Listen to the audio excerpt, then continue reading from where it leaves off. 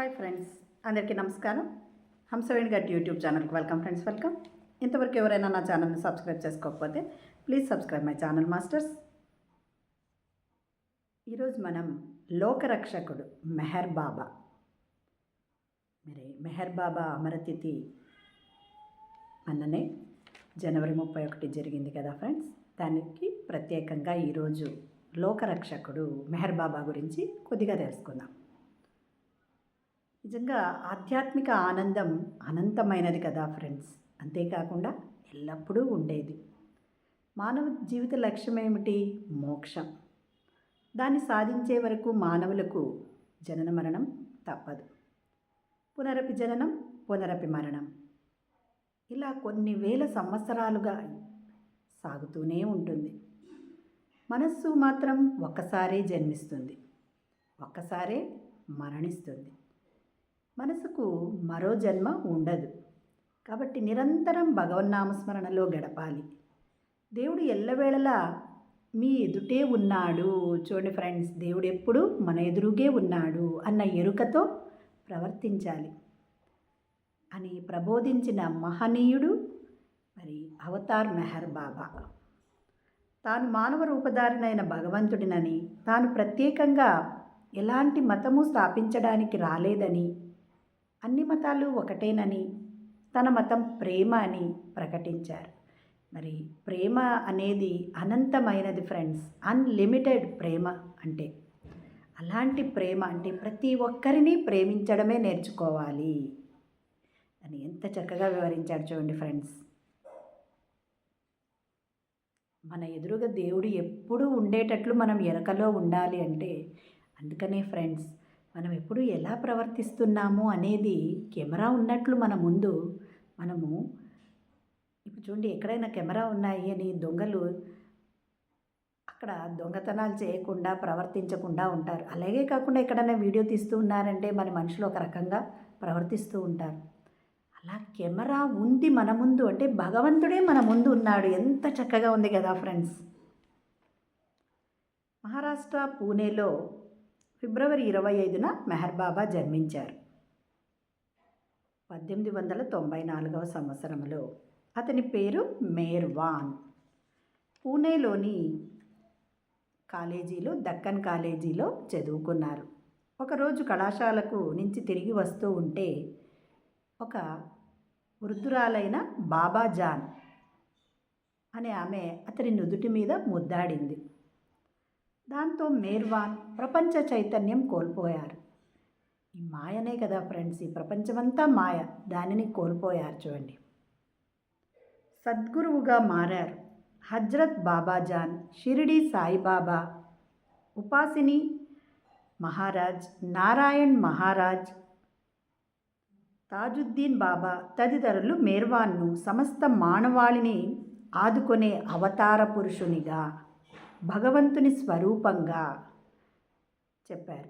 షిరిడీని మేర్వాన్ దర్శించినప్పుడు ఓ పర్వర్దిగార్ అంటే ఓ లోకరక్షక అని షిరిడీ బాబా ఆయనను పిలిచారు. అనంతరం మేర్వాన్ను ఆయన శిష్యులు మెహర్ బాబా అంటే ఏమి అంటే దయగల తండ్రి అని పిలవడం ఆరంభించారు.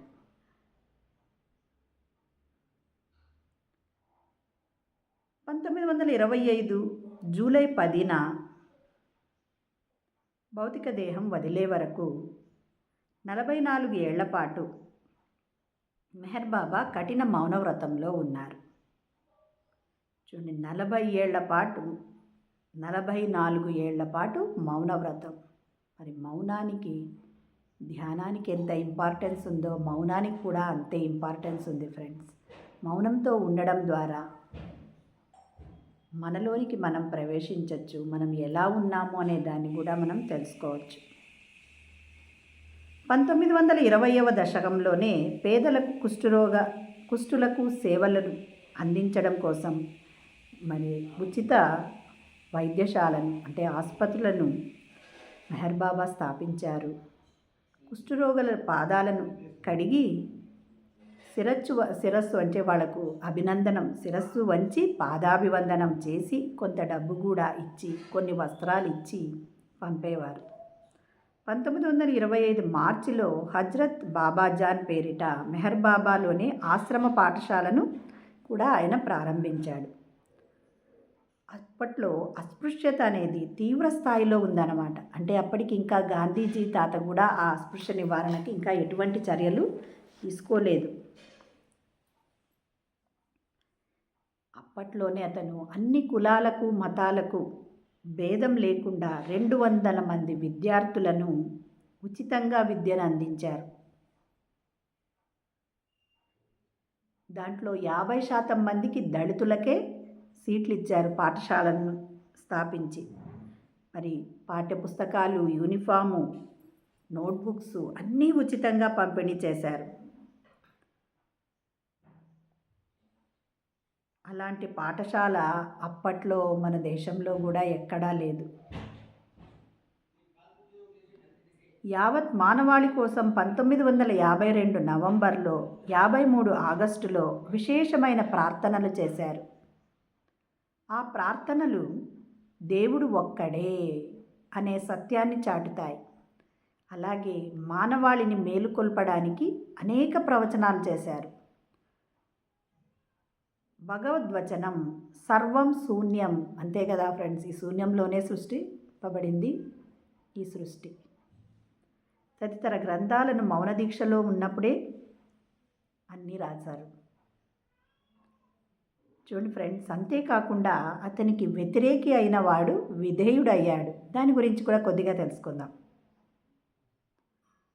మెహర్ బాబా ఆశ్రమ పాఠశాలలో డాకే ఫాల్కర్ ఉపాధ్యాయుడిగా పనిచేసినాడు. ఆ తర్వాత ప్రిన్సిపాల్గా ఉన్నాడు. టీచర్గా చేయడానికి ముందు 2 షరతులు పెట్టాను. మిమ్మల్ని భగవంతుడిగా అంగీకరించనని, నెలకు 300 జీతం ఇప్పించాలని నేరుగా బాబాజీకే చెప్పాడు. అంటే అందరూ అతన్ని నిన్నే మాత్రం నేను భగవంతుడు అనుకోను అని అన్నాడంట.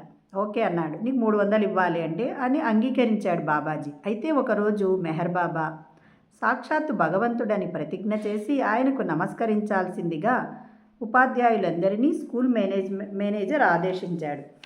అంటే స్కూల్లో మేనేజర్ ఉంటాడు కదా, అందరూ ఆయన్ని నమస్కరించాలి అని ఆర్డర్ వేశాడనమాట. ఒక్కొక్కరు ఆ ప్రకారం ప్రతిజ్ఞ చేశారు. నా వంతు వచ్చింది. నేను చేయను అని చెప్పాను. ముందే చెప్పాడు కదా స్కూల్లో చేరేటప్పుడే.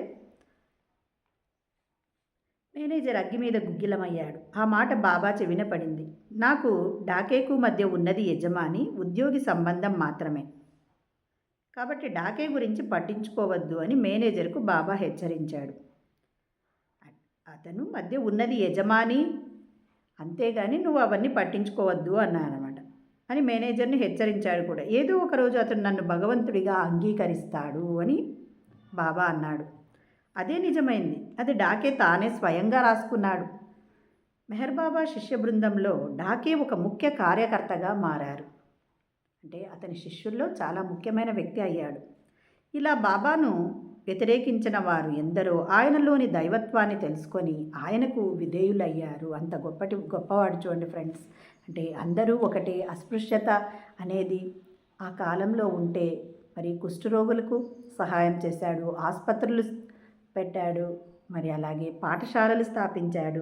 7 రోజులైనా తరగని వర్చస్సు. మెహర్ బాబా 1969 జనవరి 31న దేహత్యాగం చేశారు. ఆయన దేహాన్ని ఫిబ్రవరి 7వ తేదీ వరకు 7 రోజుల పాటు భద్రపరిచారు. దానిని దగ్గరగా పొరపాట్లు జల్లిన ఐసుగడ్డలను ఏర్పాటు చేశారు. ఫిబ్రవరి 1న అంత్యక్రియలు చేయాలనుకున్నారు. కానీ బాబా దేహంలో మార్పులు వస్తాయేమో అని వైద్యులు సూచించారు. కానీ విదేశాల్లో ఉన్న బాబాజీ శిష్యులు మేము వచ్చే వరకు అంత్యక్రియలు చేయొద్దని అభ్యర్థించారన్నమాట. అలా ఆ రోజు వారం రోజులు అలా వాయిదా పడుతూ వచ్చింది. పార్సీయుడైన మెహర్ బాబా జన్మదినం జొరాస్టర్ క్యాలెండర్ ప్రకారం ఫిబ్రవరి 7 కావడం విశేషం. ఫిబ్రవరి 7 అంటే ఆ 7 రోజులు ఆయన ముఖవర్చస్సు నిజంగా ఎంతో పసిడి కాంతులు వెదజల్లుతూ ఉంది. అంటే గోల్డెన్ ఎరా ఉంది. గోల్డెన్ అలా మెరిసిపోతూ ఉంది ఆ బంగారు కాంతితో. మహారాష్ట్రలోని అహ్మద్నగర్ జిల్లా కేంద్రానికి 5 కిలోమీటర్ల దూరంలో మెహర్ బాబా చిన్న కొండపైన మెహర్ బాబా సమాధి ఉంది.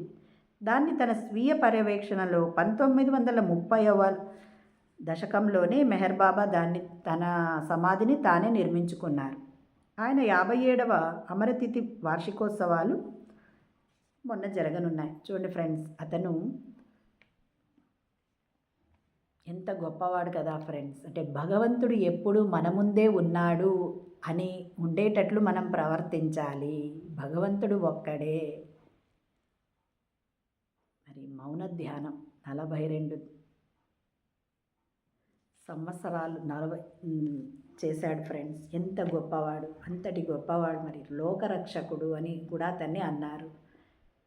మరి మనం కూడా అలా భగవంతుడు మనమే, మన ఎదుట ఎప్పుడు భగవంతుడు ఉన్నట్లు మనం ప్రవర్తించేటట్లు ఉందామా ఫ్రెండ్స్? ఎంత చక్కని సందేశాన్ని ఇచ్చాడు కదా.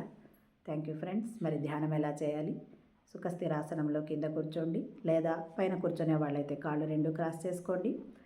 మరి వేళ్ళలో వేళ్ళు పెట్టుకోండి. కళ్ళకు అద్దాలుంటే పక్కన పెట్టేయండి. కళ్ళు 2 సుతారంగా మూసుకోండి. మన సహజమైన శ్వాసను గమనించడమే ధ్యానం ఫ్రెండ్స్. మరి సహజమైన శ్వాస అన్నప్పుడు మీకు డౌట్ వస్తుందేమో ఫ్రెండ్స్. న్యాచురల్ బ్రీత్ అంటే ఇలా నేను మాట్లాడుతూ ఉన్నా, తింటూ ఉన్నా, తాగుతూ ఉన్నా, మీరు వింటూ ఉన్నారు, ఏ పనులు చేస్తూ ఉన్నా శ్వాస అదంతకదే జరుగుతూ ఉంది. దాన్నే సహజమైన శ్వాస అంటారు ఫ్రెండ్స్. మరి మన శ్వాసను గమనిస్తూ ఉంటే మనము నిశ్శబ్ద స్థితికి చేర్చుకుంటాం ఫ్రెండ్స్, శూన్య స్థితికి. మరి అదే ముక్తి, అదే మోక్షము. Thank you friends.